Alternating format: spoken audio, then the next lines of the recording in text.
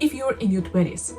There is a chance that you're making these 5 mistakes that are quietly draining your time, energy, and potential for future success. I'm 30, and if I could only go back, I would tell myself to stop doing these things immediately. Number 1 is looking for excuses instead of opportunities. These days, the content about acceptance is very popular. You hear everywhere, accept this, accept that. However, sometimes it becomes a bit too much and demotivating to people. And yeah, there are things that you just cannot do much about. So you just accept it and move forward. While there are some that you definitely can, but you keep on hearing here and there that you should just accept it. How about no?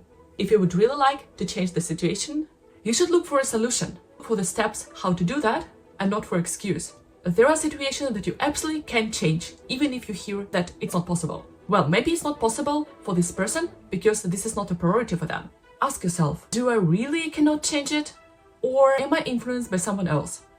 Number 2 is not taking action. You want to start a new project or create a new habit, but you keep on waiting for the perfect moment. You keep waiting and the years just pass by. I held back on things I was genuinely interested in, just because I was too scared to fail. But then I realized that most people fail not because they start and something goes wrong, but because they do not start at all. I'm not saying that you should suddenly start something new with zero knowledge about the topic. However, if you're on the opposite side of the spectrum, like I was, tend to overanalyze everything, compare this option with this option, endlessly consuming information, you may never start. And then the years will go by and you will regret that you have not started several years ago. Yes, true, it may be very scary to start a new thing. People's opinions, your fears, but isn't it more scary to waste several years while you could actually be doing the thing that you would like to be doing? Like, I wanted to start a YouTube channel for so many years. Why didn't I start several years ago? In case you're afraid that other people will judge you for what you would like to do, fair enough, some people might do that. However, they will forget about you in like 10 minutes, and you, because you were too afraid to start, may face regrets in 10 years. So probably caring too much about that is not worth it in the end of the day.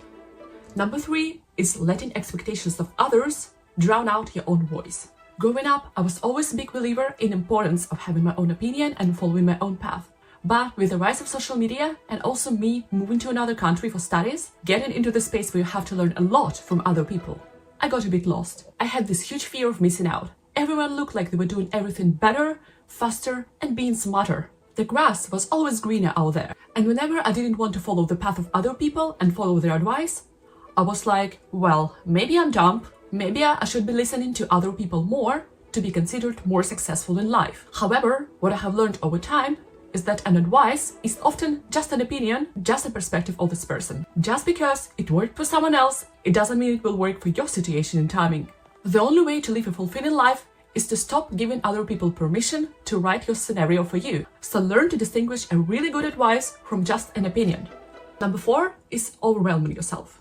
I have to confess, I'm a big fan of learning new things. On the surface, it may look like a very positive personality trait, but I found out that you have to do so in the right way to make it work in your favor. I often took it to another level by trying to progress in too many areas at once. The problem with this approach, when you're trying to do too many different things at once, it will take you much longer time to progress on each of those things individually. And then the progress becomes invisible, you become overwhelmed, frustrated by lack of the results, and drop half of the things unfinished.